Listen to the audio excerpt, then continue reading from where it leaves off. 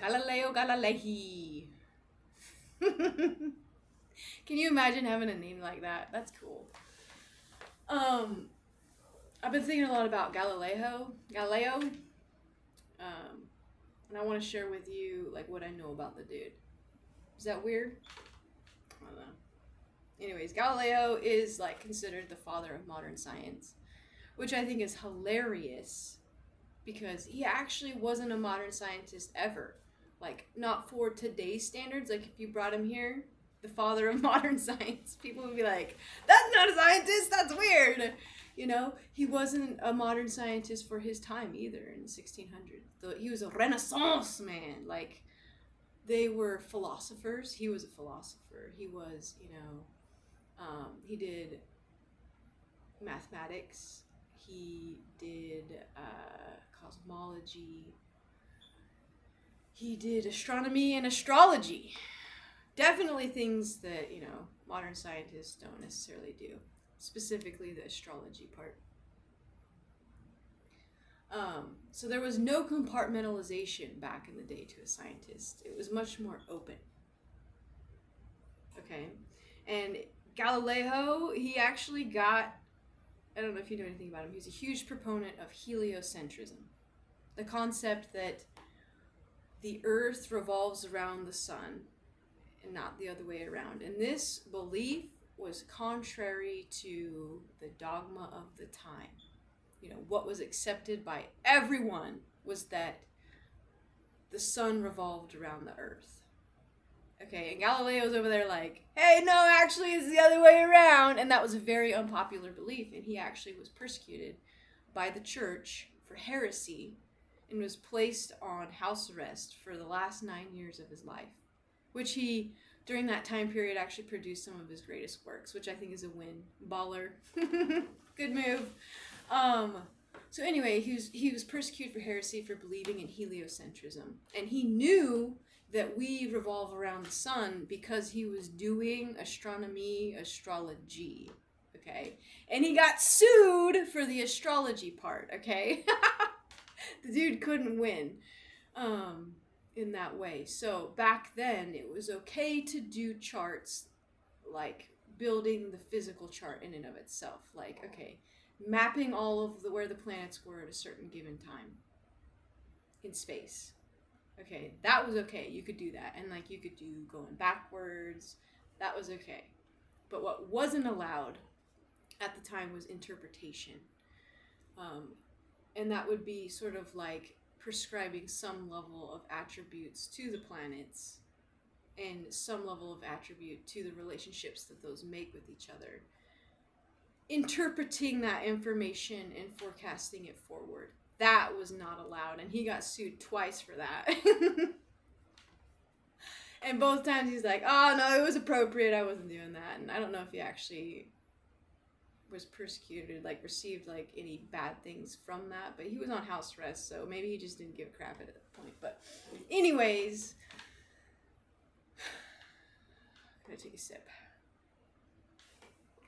Galileo, he knew that it was heliocentrism all the way, and he knew it because of astrology. Now, what he was doing in his astronomy, is he was building birth charts for his daughters. He did it for other people, but they later found the birth charts for the daughters, and he spent so much time doing that. He was literally out there with a telescope and a protractor or something. I don't even know. Spending hours doing that for his daughters. And I think that his mind would be blown if he knew that you could just get on the internet and in like half a second have that, what took him years. Okay, so he was building birth charts for his daughters, and then he made interpretations. And I think that the interpretations are so important in showing that, like, it was an act of love. It was more of a spiritual thing in this case, And I just like to think of Galileo in that version. He was building something beautiful for his daughters. And he got in trouble for it. He got sued. So I'm thinking about a Galileo because I've had this experience recently where there was a threat of suit for a second. That's being dramatic, but I'll just tell the story. I had this experience where I was talking with my professor at school, and we were talking about work stuff, we're talking about academic things, and at some point in the conversation he goes, "Hey, Lindsay, you need to take off the reforestation videos that you've pirated and put on the internet. That's a no-go, you're gonna get in trouble." And I'm like, "Oh no, okay, like, don't sue me, I'll take it down." And I did. I took it down. If you're one of the scientists involved in that, know that I just highly respect and value everything that you put in those videos, and I wanted to give it to other people. So please don't sue me. Please don't sue me. Okay, but in this experience, right, I had this, like, realization that what I put out on the internet, anybody can see, duh. But I just didn't realize it. And I realized I had this collision of the academic professional environment and whatever the heck I have going on YouTube. It was just like, oh, I don't know if I want that. Like, on here I've rambled about the pain of getting divorced, the moon, Uranus, what else? Inspirational monkey quotes, you know what I mean? It got weird really fast. And I don't know, like, there's this piece of me that is very insecure in letting all of that touch the professional and academic environment, because the way that modern science is so compartmentalized. You'd be hard pressed to find a scientist today that's going to be like, "Do you feel the moon?" And like super open about that. Or like, even if it's just like regular spirituality, like Christianity, Judaism, like, mostly people keep that stuff separate. And that's not what I really have going on. And it's really hard for me to, like, live my full essence, which is a lot that, the whatever spiritual weirdness, and, like, do what I want to do. I don't feel like I can compartmentalize myself. I don't feel like I need to, actually, because Galileo was brilliant. He was brilliant beyond his time. And his head was in the stars.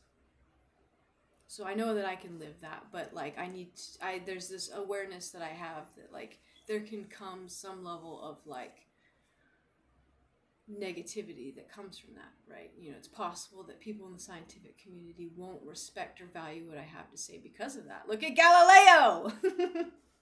Look at Nikola Tesla. I'll make it a separate video on that guy. So yeah, I feel scared.